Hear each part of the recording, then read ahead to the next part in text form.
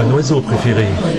Ben, le Milan royal, puisque j'ai écrit le cri du Milan, donc c'est sans doute un des oiseaux que je connais le mieux, puisque je me suis beaucoup documentée pour écrire ce livre.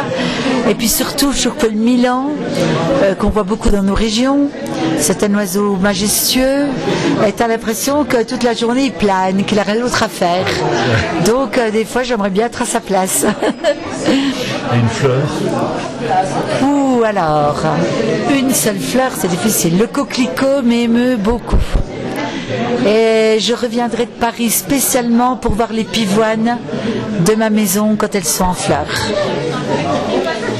Alors, est-ce que ce que vous détestez le plus, par-dessus tout? Ouh là là,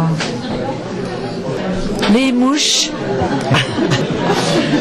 Et puis toutes les abominations humaines, bien sûr. Mais les mouches, alors j'ai une haine des mouches. J'ai des moustiquaires à toutes mes fenêtres, il y a une tapette par pièce.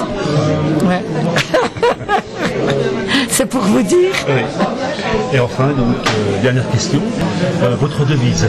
Alors attends. Bah, j'aime bien le bonheur, c'est pas faire des choses extraordinaires, c'est de faire des choses ordinaires de façon extraordinaire. C'est-à-dire que même se laver les mains en ayant simplement conscience de ce qu'on fait peut être un moment heureux, puisque notre mental ne nous embarque pas dans tous nos problèmes et nos soucis. C'est être dans l'instant présent, quoi. Voilà. Donc maintenant, pour revenir à votre ouvrage, là, la Madeleine Proust, Une vie. Donc là, il va sortir au mois de septembre. Oui, ouais, pour les mots doux. Voilà. Oui. Et puis officiellement le 3 octobre, je crois. Vous pouvez nous en parler un petit peu? Ben, c'est un cadeau merveilleux parce que comme je fête les 30 ans de scène de la Madeleine Proust, déjà je me suis dit je vais refaire un décor de cuisine et retourner jouer dans les villages. Donc c'est ce que je fais. Donc il y a toutes les dates sur le site madeleineproust.fr. Donc je retourne jouer dans les villages de Franche-Comté. Et puis Flammarion m'a demandé d'écrire la vie de la Madeleine Proust. Et j'aurais même pas pensé toute seule.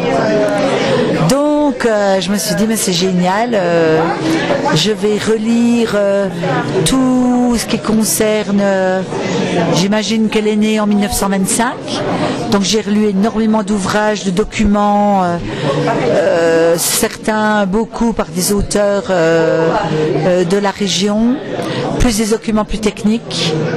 Et puis je me suis lancée dans cette vie avec tellement d'inspiration qu'au bout de 300 pages, elle avait que 8 ans.